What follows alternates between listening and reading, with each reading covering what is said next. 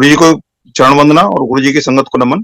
क्योंकि शब्द में एक व्याख्या चलती है कि एक गुरु है, उनका एक वो शिष्य है, वो पांव से कुछ लंगड़ा है, तो रोज वो दही लेके आता था, तो जब तक वो दही अपने गुरु के पास नहीं ले जाता तब तक वो जो है ना खाना नहीं खाते थे, मतलब लंगर नहीं करते थे, भोजन नहीं करते थे। तो एक दिन उसको के साथ किसी ने जो ना मजाक किया और उसको तंगड़ी मार दी और उसकी दही जो है गिर गई, जो गुरु जी को लेके जा रहा था। तो उसने बाद में कहा, तेरा गुरु तो बहुत पहुंचा हुआ है, क्या वो तेरी ये टांग नहीं ठीक कर सकता? जब वो देर से पहुंचा तो उसके गुरु ने पूछा कि भाई आज देरी कैसे हो गई? तुम्हें पता है कि मैं जब तक खाना नहीं खाता, जब तक मैं भोजन नहीं करता, जब तक तुम्हारी दही ना आ जाए। तो उसने अपना वो बताया कि महाराज ऐसे से बात थी, और उसने ये एक बोला है कि तेरा गुरु इतना पहुंचा हुआ है तो वो लंगड़ी टांग ठीक नहीं कर सकता। तो गुरु ने उनको एक कोई मुसलमान नाम था जिसके पास भेजा था कि उसके पास जा। जब वहां गया वो जाके उसने बोला कि ऐसे से मेरे गुरु ने कहा है कि तुम्हारे पास जाऊं, सारा प्रसंग सुनाया। तो उसने पलट के यही जवाब दिया कि तुम्हारा गुरु तो पहले बहुत पहुंचे हुए हैं, ये काम तो खुद ही कर सकते हैं, फिर मेरे पास क्यों भेजा? अब क्योंकि उसने तो गुरु का आदेश माना था, उसके पास पहुंच गया। अब वहां उसके बाद कुछ देर वो चुप रहा और उसके बाद एक डंडा उठा के उसके पीछे भाग लिया। और वो भूल गया कि उसकी टांग जो है लंगड़ी है, वो भाग नहीं सकता ठीक से। और वो भागा, जब दूर तक भाग लिया, तब उसने देखा कि वो दोनों पांव से जो है ना वो ठीक से भाग रहा है। तो फिर वापस मुड़ के गया उन्हीं के पास में और उसके हाथ जोड़ा कि महाराज आपने जो है मेरी टांग ठीक कर दी। तो उन्होंने एक ही चीज कहा था कि टांग तो उन्होंने ही ठीक करी है, सिर्फ नाम मेरा करा दिया।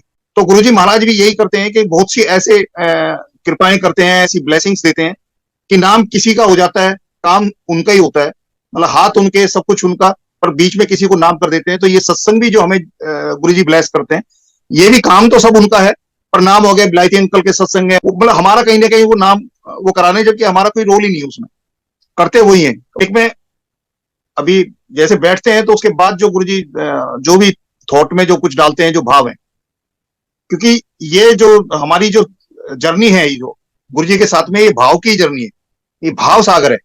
एक भाव सागर होता है, एक भाव सागर है। जब तक भाव नहीं होगा तब तक कुछ नहीं तैरेगा। आपका ना भरोसा, ना आपकी श्रद्धा, ना आपके समर्पण, कुछ भी नहीं होगा अगर भाव ही नहीं है, क्योंकि इन सबकी जमीन जो है भाव है।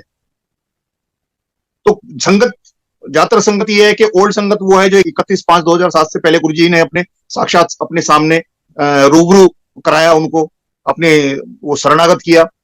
और एक वो संगत गुरुजी अपने साथ जोड़ के चल रहे हैं जो 31/5/2007 के बाद गुरुजी अपने दर पे बुला रहे हैं।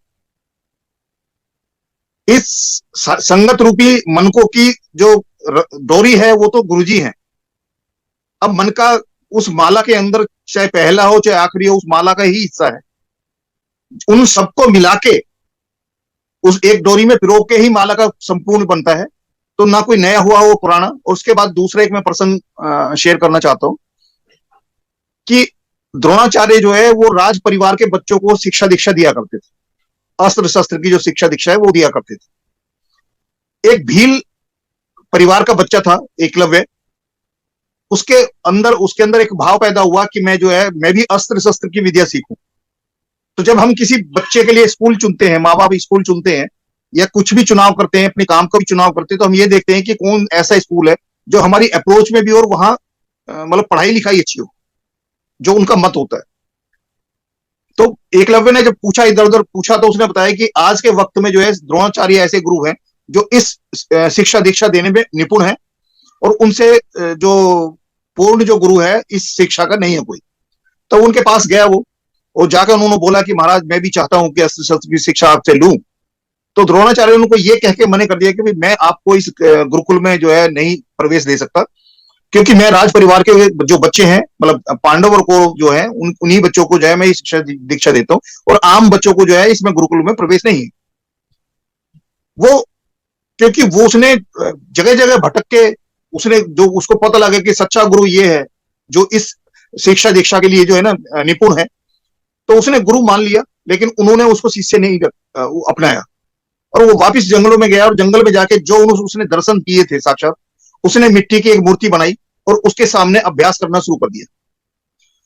तो एक वक्त था कि द्रोणाचार्य कौरव पांडवों को, इनको युधिष्ठिर, भीम, अर्जुन, नकुल, सहदेव, और उधर कौरव ये दुर्योधन वगैरह सबको लेके जो है जंगल में आखेट की जो कि शस्त्रों का कैसे चलाया जाता है, किस तरह से उसका प्रयोग किया जाता है, उसके लिए लेके जा रहे थे। इतने में एक कुत्ता था जो द्रोणाचार्य के ऊपर भौंकने लगा, छुप के, क्योंकि उसी जंगल में वो एकलव्य रहता था, वो छुप के देख रहा था कि उनके गुरु जा रहे हैं। तो सामने इसलिए नहीं आया कि गुरु ने उनको एक्सेप्ट नहीं किया अपना शिष्य बनाने के लिए। तो उसने जो है देखा कि वो कुत्ता उनके गुरु के ऊपर भौंक रहा है, तो उसने तीर चला के उसका मुंह भर दिया पूरा। द्रोणाचार्य की नजर पड़ी कि कुत्ता का भौंकना बंद हुआ, उसका मुंह सारा तीरों से भरा हुआ है, लेकिन कुत्ते को कोई हानि नहीं हुई, क्षति नहीं हुई। तो उन्होंने कहा इतना निपुण कौन धनुर्धर हो गया जो मतलब इतने वाणों से उसने उसका मुंह भी बंद कर दिया, लेकिन उसके बावजूद भी उसको कोई हानि नहीं करी हुई। तो उसने पूछा भी कौन है, तो वो सामने आया हाथ जोड़ के, उसने कहा महाराज मैं हूँ। कह रहा भाई तुम्हारा गुरु कौन है, किससे शिक्षा दीक्षा ली है? तो उन्होंने कहा जी गुरु, मेरे गुरु तो आप ही हैं। कह रहा मैंने तो लेकिन कभी तुम्हें शिक्षा नहीं दी। कह जी आपके पास में गया था, लेकिन आपने मेरे को एडमिशन नहीं दिया, लेकिन क्योंकि मैं मन से आपको गुरु धारण कर चुका था, मेरे अंदर जो भाव था कि आप मेरे गुरु हैं, और मैं आपकी प्रतिमा बना के उसी के सामने जो शिक्षक दीक्षा ग्रहण की है, और आपकी ही कृपा है मेरे ऊपर जो मैं ये सब कुछ कर पा रहा हूं। द्रोणाचार्य ने जो अपने सम्मुख बैठा के जिनको ये शिक्षा दीक्षा दी, वो अर्जुन पर रह पाए, जिसके लिए द्रोणाचार्य ने एक वचन दिया अर्जुन को कि इस युग में तुम्हारे से बड़ा कोई धनुर्धर नहीं होगा, और उनके लिए उसने उनका एकलव्य का अंगूठा तक ले लिया अपने वचन को कायम करने के लिए। तो जो उनके सामने बैठ के जिन्होंने शिक्षा ली वो अर्जुन भर बन पाए, लेकिन जो उनकी मूर्ति प्रतिमा के सामने बैठ के जिन्होंने शिक्षा दीक्षा ली वो एकलव्य बन गए, वो कहीं उससे ऊपर चले। तो जो संगत गुरुजी के सामने बैठ के उनके उस स्वरूप को निहार के उसमें फंस के भी रह गई, उससे आगे नहीं जा पाए। कुछ संगत थी जो बाद में जब गुरुजी ने चोला छोड़ दिया तो एक ही करके वो मुड़ के रह गए कि भाई अब तो गुरुजी तो कोई है नहीं, उन्होंने चोला छोड़ दिया, गद्दी पे कोई बैठा नहीं, तो अब मतलब आने का क्या लॉजिक। लेकिन एक तरफ वो है जिन्होंने डे वन से ही उनको साक्षात अपना लिया, और वो एकलव्य बनने के उनके पास है। और अभी जो संगत जो 31/5/2007 के बाद गुरुजी ने अपने चरणों में जोड़ी है, उनके जब सत्संग सुनते हैं तो हम कहीं भी नहीं ठहरते। और दूसरा ये है कि कोई भी सत्संग करता है उसके अपने गुरुजी के साथ एक्सपीरियंस है, और कुछ ऐसी गुरुजी के साथ गुफ्तगू होती है हर संगत की, जैसे इस दुनियावी रिश्ते में एक रिश्ता ऐसा है हस्बैंड वाइफ का, जिसमें कई दफे उनकी लड़ाई हो रही होती है, पूरे मोहल्ले को, पड़ोस को, घर वालों को, सबको पता लग जाता है कि इनकी लड़ाई हो रही है, पर किस बात पे हो रही है इसका किसी को नहीं पता लगता, क्योंकि कुछ ऐसे बातें हैं जो उन दोनों के बीच में रहती है, उससे आगे ना वो बताएगा ना वो बताएगा। और ऐसे ही जब अपने प्रभु की तरफ जब हम चलते हैं तो कुछ ऐसी 1-to-1 बातें होती हैं जिनका मतलब ना कोई संगत जिक्र कर सकती है ना गुरु जिक्र करेंगे, कि वो उन दोनों के बीच की चीज है। और ऐसी होता है कि सत्संग तो गुरु जी के होते ही रहते हैं, लेकिन जितने की वो आज्ञा देते हैं, जितने वो संज्ञान में डालते हैं, उतना भर या सामने जो संगत को बैठाते हैं वो गुरु जी जानते हैं कि किसको वो सुना रहे हैं, किसको बता रहे हैं, किसका कल्याण कर रहे हैं। हमें तो इतना ही कि इस लायक हमें समझा कि टांग तो उन्होंने ही ठीक करनी है, और हमारे पास भेज के नाम हमारा करा।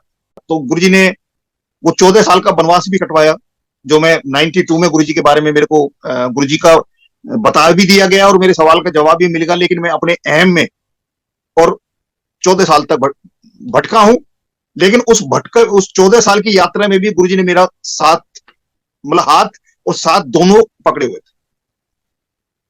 वो पता तब लगता है जब हम अपने जिंदगी के पिछले पन्नों को खोल के देखते हैं, तो उसमें कुछ ऐसी चीजें हमें देखने को मिलती हैं, और बहुत सालों सालों बाद हमें पता लगता है कि ये जो हुआ है, जो चीजें, जो परिस्थितियां हमारे फेवर में आई हैं, उसमें हमारे अकल काम नहीं करती, या हमारे जो यारे प्यारे थे, जो हम दुनियावी रिश्ते हैं, उनका कोई उसमें बड़ाई नहीं थी।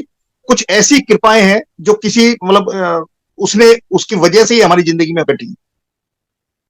और सेवा तो गुरुजी वही उसको ही बख्शते हैं जिसके लिए जरूरी है, जिसका जितना भांडा अंदर से जिसका गंदा होगा, सफाई के करना उतना ही वक्त जरूरी है। तो जैसे वो कहते हैं कि पॉलिश तो कितनी भी लगा लो चमक नहीं आएगी, लेकिन रगड़ा जितना ज्यादा लगाएंगे चमक उससे आती है। पॉलिश भले ही थोड़ी लगी हो, लेकिन रगड़ा ज्यादा लगना चाहिए। एक बार ये डुगरी जाने का हमारे बना था, कभी वक्त मिलता था गुरुजी मौका देते थे तो जो सेवा साथ में करते थे तो निकल जाया करते थे गुरुजी के जन्म भूमि पे जो है मत्था टेकने के लिए।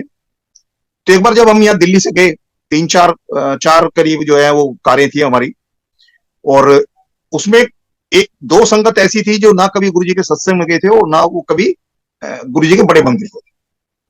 पहली बार उनको गुरु जी ने सीधा डुगरी बुलाया, हमारे साथ गए थे डुगरी। हम जब पहुंचते हैं वहां बापूजी से मिले, और एक बापूजी की मुलाकात में मैं वो आगे चलूंगा कि कुछ ऐसा था जिसमें कि बापूजी देखने में तो वहां बापूजी जिनसे हमारी मुलाकात हो रही थी, लेकिन बाद में जब हमने रिकॉल किया, जो उन्होंने बातें हमारे साथ वार्तालाप की और बातें की, तो बहुत साल बाद, मतलब ये बहुत पहले की बात है, 8 9 10 की मैं बात कर रहा हूँ, और ये आज चलते ये चीज उसमें आई कि उन्होंने जो बातें की थी उसमें, मतलब बापूजी तो पहले भी मिले, उसके बाद भी मिले, लेकिन वो ऐसी यात्रा थी कि जिसके अंदर बापूजी के अंदर हमने लगा कि वो देखने में बापूजी है, लेकिन वो साक्षात गुरुजी हैं जिनके साथ हमारा इंटरेक्शन हुआ था। क्योंकि एक अंकल थे हमारे साथ में, उनके बच्चे बाहर रहते, लड़का बाहर रहता था। हम एक साथ अंदर गए बापूजी से मिलने, और सब बैठे हैं, तो बापूजी ने उनसे ही बात की, उनके बच्चे ने की कि वो आ गया, इंडिया आ गया, ऐसा उन्होंने बोला। तो उन्होंने बोला कि नहीं, बातचीत हुई उनकी जब बापूजी से, जब हम वहां से बापूजी से बात करके मत्था टेक के जब बाहर आए और दिल्ली के लिए वापस हो रहे थे, तब उनको लगा कि हम में से किसी ने बापूजी को बता दिया कि उनका लड़का इंडिया से बाहर है। तो उन्होंने पूछा कि जी वो बापूजी को कैसे पता लगा। फिर उन्होंने जब पूछा तो हमने बताया कि हम तो सब साथ ही गए थे, उससे पहले बापूजी से कोई मिला ही नहीं। फिर स्पेशली आपके लड़के के बारे में कौन बताएगा उनको, मतलब किसका क्या इंटरेस्ट है कि बापूजी को बताए कि आपका लड़का बाहर है या इंडिया में है। फिर बाद में देखा कि जो टोन बापूजी की थी उस दिन, जिस उसमें वो उनसे वार्तालाप कर रहे थे, वो बिल्कुल डिट्टो गुरुजी से मैच कर रही थी। वो एहसास हुआ हमें कि आज जिनसे मिलके आए, जिन्होंने वो बातचीत की है, वो बातचीत कहीं ना कहीं जो है ना, वो उनके रूप भले ही बापूजी का रहा हो, लेकिन जो उनकी टोन थी, जो वॉइस का जो वो था, उसके अंदर जो ना बापूजी की जो बात करने का तरीका था, वो टोन थी। ऐसी उसमें एक बार एक संगत गई थी, वो इशूलेस थे, उनके कोई बच्चा नहीं था। उनसे भी बापूजी ने जो है ना बात की और उनको एक उपाय बताया। पहले एक सत्संग सुना था कि हमने, कि गुरुजी ने बापूजी को बोला था कि ऐसे ऐसे एक संगत आएगी इस नाम की, और उसको ये प्रसाद में कोई चीज देनी है। तो वो लोग जब हमारे साथ गए थे वहां, तो उनके साथ बापूजी ने बात की और बच्चे के बारे में पूछा स्पेशली, और उन्होंने बताया कि हमारे कोई नहीं। तो उन्होंने एक उपाय बताया, बापूजी ने एक उपाय बताया था उनको, और वो उपाय ऐसा था कि वो डुगरी से जब खन्ना की तरफ चलते हैं, वही उसकी व्यवस्था थी। वो जो दो नदियां एक साथ मिलती हैं, तो उन्होंने जो कुछ बताया था, वो जहां दो नदियां मिलती हैं उनका उनके ऊपर कुछ उन्होंने बताया था उपाय करने का। तो जैसे ही हम बाहर निकले तो हमने उनसे बोला कि जो बापूजी ने बताया, क्योंकि भरोसा, मालिक पे भरोसा है तो हम हर एक पे भरोसा करते हैं। मेरे बच्चों के साथ बड़ी वो है कि पापा आप जो ना हर एक के ऊपर भरोसा कर लेते हैं, क्योंकि मैंने उनको एक ही चीज बोलता हूँ, क्योंकि मुझे मेरे मालिक पे भरोसा है कि मेरा अहित नहीं होगा, अगर होगा उसमें भी कहीं ना कहीं मेरे लिए भला हो। तो वो हमने जो आपस में बात की कि भाई ये तो नदी तो दोनों यही मिलती हैं, तो जो बापूजी ने बताया कर दो। तो उन्होंने वो जो कुछ बताया था, उन्होंने उसमें वो प्रवाहित करने का था, वो प्रवाहित कर दिया। ना तो उसमें कोई उन्होंने कोई वैसा कोई विधि विधान ऐसा कोई खास नहीं बताया, सिंपली बिल्कुल था जिसको और किया। अभी 7 8 महीने पहले उनसे मेरी मुलाकात हुई है फंक्शन में, किसी संगत के यहाँ फंक्शन था, और उसमें वो लोग भी आए हुए थे और मैं भी गया हुआ था। तब उन्होंने बताया कि जो उपाय किया था उसके बाद उनके यहाँ लड़का हुआ, मतलब गुरुजी ने मुंडा ब्रैस किया, और वो इतने बताया था कि इतने साल का हो चुका है। तो ये हैं ऐसी चीजें। तो वो दो ऐसे इंसिडेंट हैं कि हमें नहीं पता कि गुरुजी हमें किस रूप में आके हमारे सामने खड़े हो जाए और हमारी वो परीक्षा ले जाए। हमें यही है कि जो हमारे सामने आ रहा है, तो उसके साथ वो कहते हैं कि किसी भिखारी के साथ भी, उसके साथ भी जो है ना, अपशब्दों का नहीं करना चाहिए, किसी इंसान के साथ तो नहीं, क्योंकि हमें नहीं पता किस रूप में वो हमारे सामने आ रहा है। क्योंकि इससे एक बार था कि साल में एक बार गुरु जी का जो लंगर है वो हरिद्वार में होता है। तो वहां गुरु जी की कृपा से मेरे को मौका मिला कि उस लंगर की सेवा में जो है ना वहां जाने का मौका मिला। तो वहां एक दिन पहले जाना होता है, सुबह अर्ली मॉर्निंग में जाके पूरी व्यवस्था जो भी है उसके लिए करनी होती है कि टेंट लग गया, सफाई कैसे होगी, सब कुछ होगा। गुरु जी का दरबार लगता है प्रॉपर, जोत वगैरह जलाते हैं, आरती भी होती है, शब्द भी चलते हैं, जब तक लंगर चलता है पूरे शब्द चलते हैं गुरु जी के। तो एक बार हम वहां गए हुए थे, तो सुबह अर्ली मॉर्निंग 5 साढ़े 5 बजे वहां पहुंचे। जिस वेन्यू पे उस सेवा करनी थी वहां पहुंचते हैं। तो वहां जब तैयारी हम करने लगे तो सुबह सुबह एक फकीर जो है वो आ गया। तो उसने पूछने लगा कि भाई क्या है, क्या क्या नहीं है। तो बताया कि भाई ऐसे से है और फिर लंगर शुरू करेंगे। तो उसने बोला कि भाई लंगर कितने बजे शुरू करूँ, कि भाई ऐसे होगा, ये दरबार लगेगा, उसके बाद आरती करेंगे और फिर जो है लंगर होगा, क्योंकि करीब 10 बजे के करीब लंगर शुरू होगा। वो जितनी भी हम वहां सेवा कर रहे थे, व्यवस्था कर रहे थे, वो जो फकीर है वो वहीं खड़े थे, और इधर उधर के लोग कोई नहीं थे, वो खड़े थे। और हर हर सेवा को जो करते हुए जो है ना वो उन्होंने देखा है। जब गुरु जी का दरबार सज रहा था तब भी वो वहीं थे। जब जो सेवादार थे जो गुरु जी ने वहां भेजे थे सेवा के लिए, वो सारे जब वहां इकट्ठे हुए और आरती हुई, जैसे गुरु जी की जोत जली, आरती करने लगे, तब तक भी वो वहीं थे। लंगर आरती वगैरह होके उधर शब्द चले हैं, उधर सब अपनी अपनी सेवा पे चले गए, क्योंकि इमीडिएटली सेवा शुरू होगी। और 4 साढ़े 4 5 बजे तक जो है वो सेवा चलती रही लंगर की। तब सेवा ओवर हुई, छुटपुट हो गया और सब इकट्ठे हुए। तो एक अंकल बोलते हैं कि अंकल वो जो एक जो यहाँ जो फकीर जो खड़े थे, वो मतलब सुबह सुबह आए थे, वो पूछ रहे थे भी क्या होता है, कैसे क्या करना है और लंगर कब शुरू होगा। लेकिन वो लंगर नहीं करके आए, पूरा दिन निकल गया। वहां कई लोग हैं जो इनिशियली लंगर कर जाते हैं और फिर 3 4 बजे फिर आ जाते हैं। मतलब चेहरे से पहचान हो जाती है कि ये पहली बार भी पहले भी आए थे, दोबारा भी आए। तो वो गुरु जी के लंगर में ये तो मैंने है नहीं कि एक बार आए कि 2 बार आए 4 बार आए, क्योंकि लंगर गुरु जी का, कृपा उनकी, जिसके ऊपर कितनी वो कृपा बरसाते हैं, कितनी किसको ब्लेसिंग देते हैं गुरु जी जानते हैं। तो उन्होंने, एक ने बोला कि वो करके नहीं गया, दूसरे ने बोला कि जो अगर उनको जो दाढ़ी मूछ है, अगर उसको थोड़ा सा मतलब विजन में देखें कि दाढ़ी मूछ को हटाएं तो क्या लगता है। और कईयों को इस चीज को एहसास हुआ कि अगर दाढ़ी मूछ और वो जो हटा दिया जाए, उनका जो ऊपर का जो वो है, तो वो साक्षात गुरु जी के जो स्वरूप है उनसे मैच कर। ये हमारे साथ बड़े मंदिर में हो चुका, जो मैं बताऊंगा कि गुरु जी सेवा बख्शते हैं, सेवा कराते हैं खड़े होके, और सेवा का रिपोर्ट भी लेते हैं।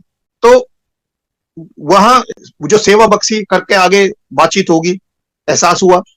बड़े मंदिर में जैसे फंक्शन से पहले सेवाएं चल रही थी, ये अपने किशोरी अंकल थे, एक दिन आए। तो मैं पहले भी जैसे बताया था कि कभी हिम्मत नहीं हुई, जब भी लोगों और संगत को देखता था गुरु जी के चरण छूते हुए, चरण दबाते हुए, हाथ चूमते हुए, या सर माथा जो है ना उनके चरणों में रखते हुए, या कोई उनके सिर पे किस करते थे, उस था तो हर एक का मन करता है। मेरा भी किया, लेकिन मेरी हिम्मत नहीं होती, क्योंकि अपने जो विकार हैं, अपने अंदर की जो कमियां है ना, वो सामने नाचने लगती थी। तो कभी हिम्मत नहीं, तो मैं एक डिस्टेंस से ही हमेशा मत्था टेका करता। लेकिन किशोरी अंकल जो थे, वो जब हमें मिलते थे तो जैसी फ्रेग्रेंस गुरुजी से आती थी तो उनके आसपास भी वही फ्रेग्रेंस रहती थी। तो हमें लगता था कि गुरुजी ने इनको अपनी पर्सनल सेवा पे रखा हुआ है, गुरुजी को ये छूते हैं, स्पर्श करते हैं। तो अगर ये हमें छू ले या हम इनको छू लें, तो वो जब कभी मिलते थे तो नमस्ते हो जाती थी, वो कभी शेक हैंड कर लेते थे।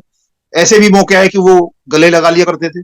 तो हमें वही एहसास होता कि इनके गले लगे, यानी कि गुरुजी ने गले लगा। तो एक दिन आए, सिर्फ नमस्ते हुई, ज्यादा कोई बात नहीं हुई। दूसरे दिन फिर आए दोपहर को, मतलब गुरुजी एम्पायर स्टेट थे। दूसरे दिन फिर दोपहर को आए, कुछ देर बैठे और उसके बाद वो चले गए।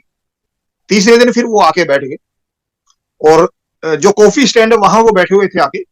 और इतने में ही एक, जैसे मैं सेवा करता करता, वो पेड़ों की रंगाई वाली सेवा चल रही थी, तो पेड़ों पे जो पेंट करते करते मैं उनके नजदीक पहुंचा, नमस्ते हुई, उन्होंने मेरे को वहां बैठा लिया और कुछ बातें हमारे बीच चलने के लिए। और उन्हीं बातों के बीच में मेरे मुंह से निकल गया कि मैं 74 से रामलीला में पार्टिसिपेट लेता हूँ, और बहुत रोल किए हैं, और हनुमान जी का रोल किया। तो जैसे ही मेरे मुंह से हनुमान जी का रोल की बात निकली, तो उन्होंने माथे पे ऐसे हाथ मारा, कहने लगे, ओह गुरु जी पिछले 2 दिन से आपको पूछ रहे हैं। मैंने कि क्या हुआ? कह रहे परसों मेरे को गुरु जी ने भेजा था एम्पायर स्टेट से कि जा बड़े मंदिर जा। मतलब मैं पंजाबी नहीं बोल पाऊंगा, तो मैं उन्होंने जो बोला था कि बड़े मंदिर जा और वेख कौन कौन संगत आई हुई है और की सेवा कर देने को इन्हें, मतलब क्या सेवा कर रहे हैं। ये वो है जो गुरुजी ने बताया कि जो सेवा गुरुजी बख्शते हैं, गुरुजी कराते हैं, सुपरवाइज वो कर रहे हैं, इसलिए वो उनको भेजा, अपने दूत को भेजा कि जाके देखा कौन संगत आई हुई है और वो क्या क्या सेवा कर रहे हैं। कह रहे मैं वापस गया एम्पायर स्टेट, गुरुजी को मैंने रिपोर्ट दी कि ये अंकल थे, ये आंटियां थी, और जैसे ही 3 बंदर की बात आई तो गुरुजी ने छूटते ही पूछा कि हनुमान जी से मिले। कह रहा मेरी समझ में नहीं आया कि किसके बारे में बात कर रहे हैं गुरुजी। कल फिर मेरे को भेजा था, और वही चीज करने के लिए कि जाके देखो कि कौन कौन संगत बड़ी मंदिर में आई है और क्या सेवा कर रही है, मतलब क्या सेवा परफॉर्म कर रहे हैं, वो करने के लिए। कल भी जैसे मैं गया वापस और जाके मैंने रिपोर्ट दी कि गुरुजी ये संगत थी, ये आंटी थी, ये अंकल थे, वो थे, और ये सेवा चल रही थी, और 3 बंदर भी थे।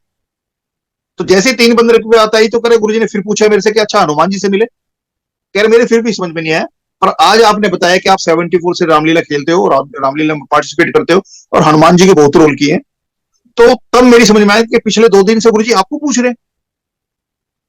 हमें जो सेवा बख्शी वो तो है बख्शी बख्शी, पर हमें यह भी पता लग गया कि उनकी नजर से हम कुछ भी छुपा के अगर हम गलत करते हैं, कोई ये माने गुरुजी की नजर से अपने उन दुष्कर्मों को छुपा पाएंगे या उनसे पीछा छुड़ा पाएंगे बिना उनकी ब्लेसिंग से, तो ये नामुमकिन है।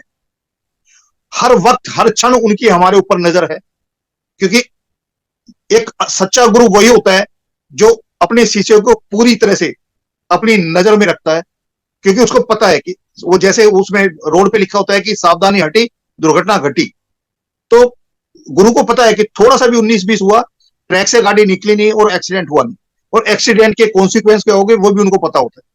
तो इसलिए वो समझते हैं कि उसको राइट ट्रैक पे रखें जिससे कि वो अपने लक्ष्य की प्राप्ति पे जाए। जब हमारे अंदर भी जो जो शरीर है, जो पंच तत्व है, मतलब 5 परतों में जो है ना, वो बहुमूल्य चीज रख के मालिक भेजता है, और ये जो जीवन यात्रा है उसमें जो आत्मा, जो परमात्मा अपना एक अंश उसमें डाल के भेजता है, उसमें सबसे बहुमूल्य चीज वो है। और ये जो हम जो अपने इस पंच तत्व की शरीर की जो हम इतनी देखभाल करते हैं, उसके बावजूद भी इसमें टूट फूट होती है, डेंटिंग पेंटिंग होती है, लेकिन हम भूल जाते हैं कि असली इसके अंदर जो वर्थफुल चीज है वो अंदर है। गाड़ी आपकी बिल्कुल ठीक ठाक रहे, अगर ड्राइवर उतर के चले जाते हैं तो वो गाड़ी वहीं रहेगी जहां छोड़ दी। यही हमारा है जिसको हम मौत की परिभाषा में लेके चलते हैं कि ड्राइवर अगर निकल गया या अंदर की वो बहुमूल्य चीज निकल गई, तो पूरी पैकिंग कितनी कीमती हो, कितनी महंगी हो, कितनी मजबूत हो, उसकी कोई वर्थ नहीं होती, जाके वो कूड़े में कबाड़ी के पास जाएगी। तो यही हमारी शरीर की अवस्था है कि इसके अंदर की जो चीज है उसकी सफाई, उसका प्योरिटी हमारी कितनी होगी, उसका हम कितना ख्याल रखते हैं। जैसे एक शब्द में चलता है कि हम शरीर की और बाकी भूख की तो हम पूरा पूरा ध्यान रखते हैं कि वक्त पे खाना खाना है, वक्त पे दवाई लेनी है, वो सब कुछ तो हम करते हैं, वो शरीर की भूख होती है। एक आत्मा की भूख होती है, उसके लिए हम कितना करते हैं, उसकी उसकी जो खुराक है उसको हम कितना ले पाते हैं। तो गुरुजी शब्द में, वाणी में हर वो चीज, हर वो सवाल हमारा जो गुरुजी बोलते थे कि जो मैं देना है वो तो कोई मांगता ही नहीं है, उसको उसको पाने के लिए क्या क्या करना, वो हर शब्द जो है ना हमें उसके बारे में बताते हैं। बस हमें इतना है कि उस चीज को गुरुजी की कृपा से उस तक उस चीज को समझ पाए, और समझेंगे तभी जब हम अच्छे से सुनना सीखेंगे। वो सेवा का जो तो बताया था कि सेवा के बारे में जो बात थी, एक उसमें है कि एक शब्द था अभी कल परसों जो सुन रहे थे, जिसमें है कि सेवा को अगर करें हित लाए, मतलब कोई भी काम मजबूरी में किया जाएगा तो वो हाफ हार्टेड होगा, आपका दिल नहीं है पर मजबूरी में आप कोई काम कर रहे हो, तो उस काम की क्वालिटी आएगी नहीं। और अगर आप दिल से कोई काम करते हो तो उसमें ना तो किसी को टोकने की जरूरत पड़ेगी, ना रोकने की जरूरत पड़ेगी, आपको संसाधनों की भी जरूरत नहीं है। मतलब दिल से काम करने का मतलब आपकी नीयत अगर पॉजिटिव है, अगर सकारात्मक है, तो आपको साधन भी मिलेंगे, सब कुछ आप अरेंज कर सकते हो, बस वो आपकी नीयत, मतलब आपकी इंटेंशन जो है ना वो बोनाफाइड हो कि हाँ ये मैंने काम करना है और दिल से करना है। हाफ अटेंड करोगे तो 50% तो वैसे ही खत्म हो गए। तो उसमें है कि सेवा तभी सफल है जब वो हित लाए करें, मतलब आपका दिल से करोगे तब सेवा। मजबूरी नहीं कि गुरुजी ने कोई दे दिया। तो जो मैंने महसूस किया है कि सेवा सुविधा का नाम है, दुविधा का नाम नहीं है।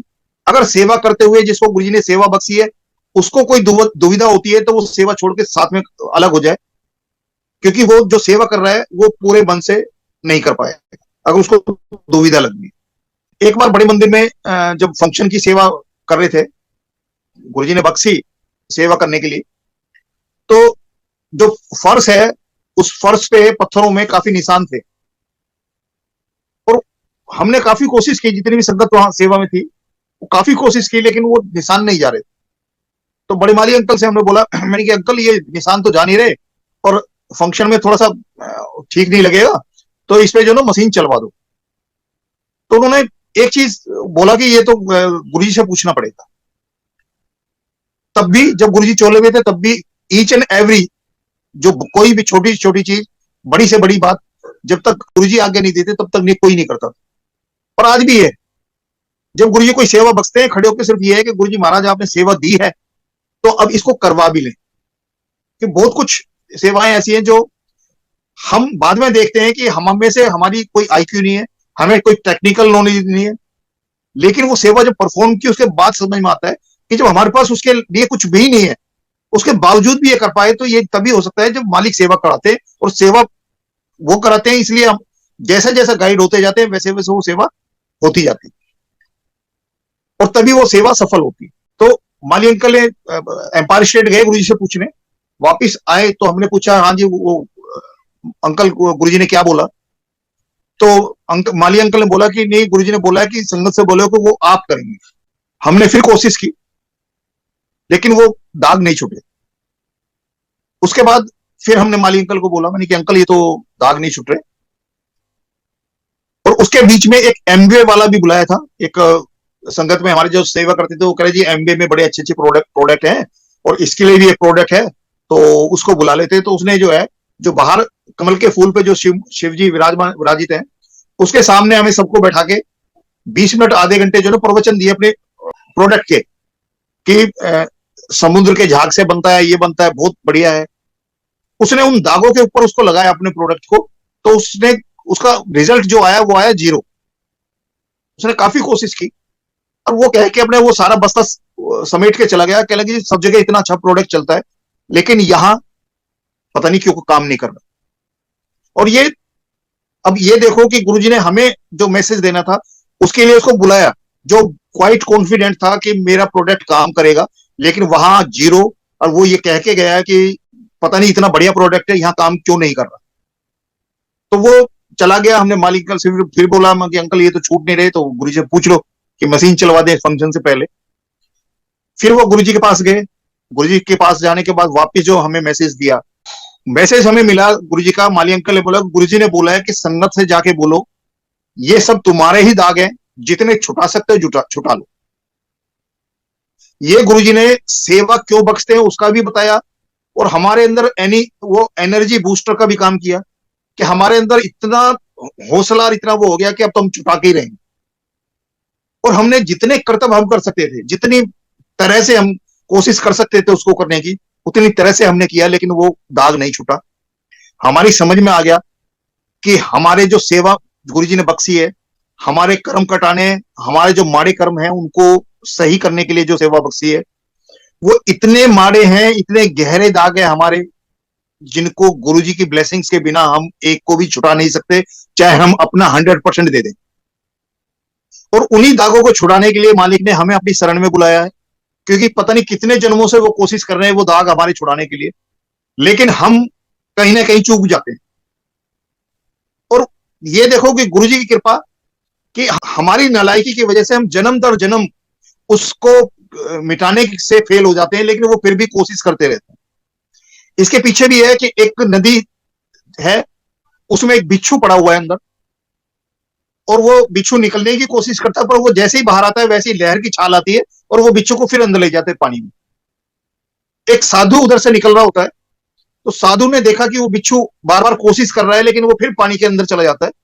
तो वो उसका जो दया भाव जो है, जो इंसान का जो एक सबसे अच्छा गुण है, बड़ा गुण है, जो आदमी को अच्छे कर्म करने के लिए प्रेरित करता है कि अंदर उसके अंदर दया, किसी को देख के, किसी को दुखी देख के, किसी को समस्या में देख के, परेशानी में देख के उसकी सहायता करना, उस समस्या से, उस परेशानी से बाहर निकालने की कोशिश करना, जो भाव पैदा होता है, तो वो भाव उसको साधु को ले गया। और उसने क्या किया कि क्योंकि उस बिच्छू को अपनी कोशिश करने के बावजूद वो नहीं निकल पा रहा, क्योंकि पानी की झाल जो है ना उसको बार बार अंदर लेके चली जाती, और उनको पता है कि मर जाएगा, क्योंकि बार बार कोशिश करेगा, थक हार के वो फिर उसकी कोशिश खत्म हो जाएगी और पानी उसको डुबा देगा, मार देगा। तो उसने, साधु ने हाथ डाला, बिच्छू को हाथ में लिया, और जैसे ही बिच्छू को हाथ में लिया बिच्छू ने डंक मार दिया उसको, तो डंक लगा, लगते ही वो फिर नीचे गिर गया पानी में। फिर उसने कोशिश की साधु ने, और 5-6 बार वो बार बार यही करता रहा कि वो उसको उठाए हाथ में और वो डंक मारे। इतने कोई आदमी मेरे जैसा कोई देख रहा था दूर से, तो उसने देखा साधु साधु पागल तो नहीं है। जब इसको पता है कि बिच्छू डंक मार रहा है और ये बार बार इसको हाथ में ले रहा है, तो उसने साधु के पास गया कि महाराज क्या कर रहे हो, जब ये आपको बार बार डंक मार रहा है तो आप इसको क्यों नहीं छोड़ देते इसको मरने के लिए। तो साधु ने बोला कि ये एक जीव होके, एक जानवर होके, एक कीड़ा होके जब अपनी प्रवृत्ति नहीं छोड़ रहा डंक मारने की, तो मैं इंसान होके मेरी प्रवृत्ति जो दया भाव है मैं उसको कैसे छोड़ दूं, मैं उसको कैसे छोड़ दूं। तो जब ये एक मतलब वो होके, कीड़ा होके नहीं छोड़ पा रहा अपने उसको, अपनी प्रवृत्ति को, प्रकृति को नहीं छोड़ रहा, तो मैं कैसे छोड़ दूं। इसका काम है डंक मारना, मेरा भाव है कि इसको बचाना। तो यही हो रहा है कि बार बार वो गुरुजी हमें निकालते हैं, हम अपने किसी माड़े कर्मों से कुछ गुनाह करके वही करके फिर वापस उस इस जग में आ जाते हैं, उस पानी में आ जाते हैं मरने के लिए। और महाराज फिर कोशिश करते हैं और हर बार कोशिश करते हैं, क्योंकि उनके अंदर भी वही भाव है, वही ममत्व है, वही दया भाव है कि जिसको अपने दर पे गुरुजी कल्याण करने के लिए बुला रहे हैं, उनकी हर जन्म दर जन्म ये कोशिश है कि इसको इस जन्म मरण के चक्रव्यूह से निकाल के, और वो जिस ज्योत से आत्माएं आती हैं उस ज्योत में उसको समाये। बस उसमें एक ही चीज काम करते हैं कि हमारा भाव, हमारा भरोसा मालिक पे, और उसके साथ में जो समर्पण होता है 100%। समर्पण का सिंपल सा जो मेरी समझ में आया, जो मुझे समझाया कि जब आपके मन में गुरुजी के उसमें कोई सत्संग सुन के कि अपनी परिस्थितियों के बीच में सवाल आने बंद हो जाएंगे, ये मानो कि आपका समर्पण हो गया। क्योंकि पूरा जो सरेंडर के तभी है जब वो आप सवाल करने बंद हो जाएंगे, आपके मन में उठने बंद हो जाएंगे।